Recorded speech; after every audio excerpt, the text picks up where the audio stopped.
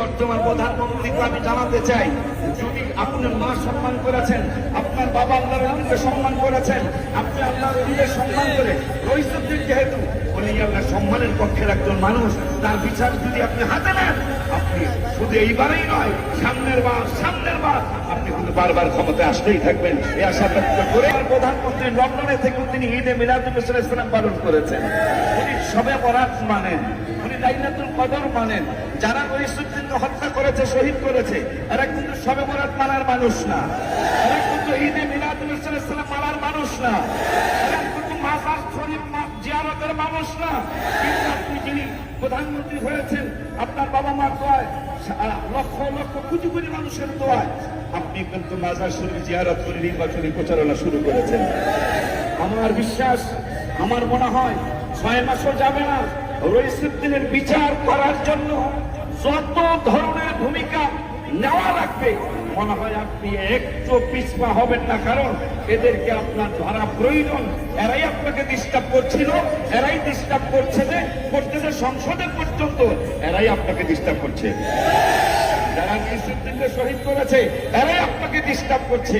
নির্বাচনে ভেবেছিলাম মনে হয় তারা ক্ষমতায় চলে আসতেছে, মনে হয় আগামীকাল তারা সরকার গঠন করেই ফেলবে।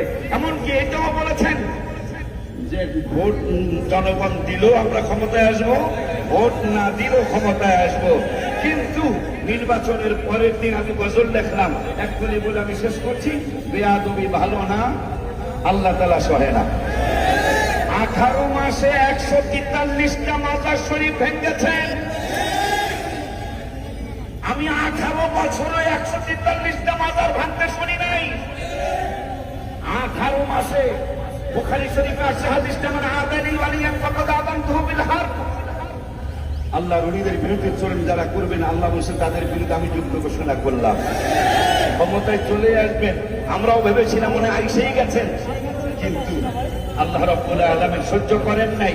143টা মাজার শরীফ, অন্তত 100 থেকে 110 জন খাস ওলি আল্লাহর মাজার শরীফে শুয়ে আছেন, তাদের বদদুয়ার কারণে আপনারা পিছিয়ে চলে গেছেন।